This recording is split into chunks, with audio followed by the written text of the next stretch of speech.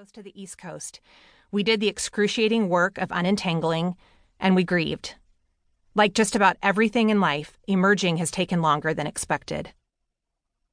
That last sentence, I can tell you from experience, the truth of it is very hard to accept, and the reality of it is very hard to endure.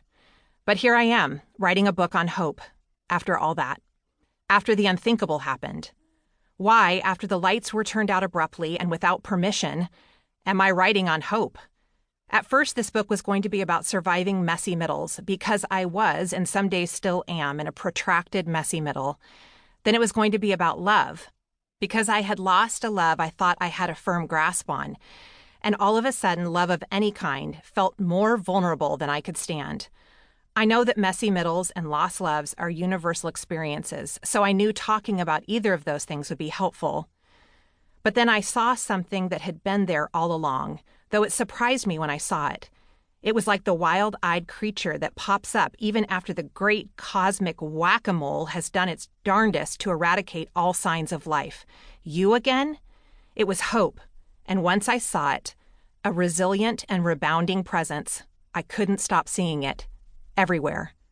Hope arrived somewhere along the way, and no matter how many circumstances tried to snuff it out for good, it continued. This, I thought, this is what we need to be talking about, right now more than ever. But we need to talk about hope in a way that both reflects our realities and transcends our realities. In other words, we need to consider the kind of hope that speaks to the right now of our circumstances, but also helps us believe that our circumstances contain creative meaning. Because I believe they do.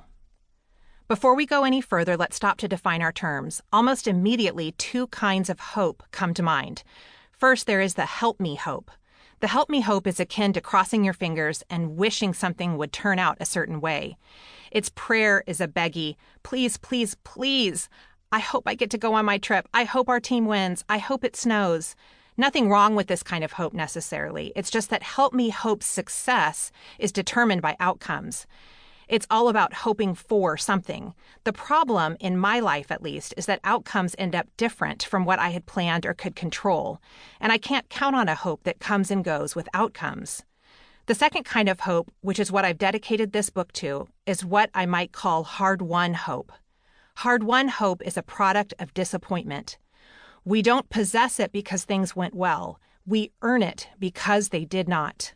Hard-won hope is not dependent on a happy ending. It's more subversive than that. Instead of hoping for a product, hard-won hope invests in the process. This kind of hope says that even if the worst conceivable thing happens, I can remain. I can be resilient in chaos. I can be grounded in disorientation. I can even be found in loss. I can get the crap whacked out of me and still defiantly exist. This hope's prayer is always, I believe, help me in my unbelief. This kind of hope makes me think of a line from Barbara Brown Taylor I have loved for years and have revisited 1,000 times recently. New life starts in the dark. The week I received the news that my marriage would be ending, I sat in my car, confused, shocked, desperate to fix something I couldn't fix. What am I supposed to do? I asked out loud. Here is what I heard. Leeana, you are not losing your person. You are finding your person. And your person is you. That's the dumbest thing I've ever heard. I wanted to yell back. Of course I'm losing my person. Of course I'm losing everything.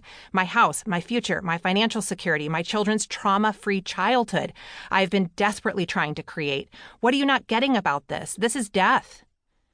Deep down, and this does not mean I liked it, I knew the voice speaking to me was telling me the truest truth I had ever been told. Losing often leads to finding, and usually we find what we could never lose in the first place and had in our possession all along.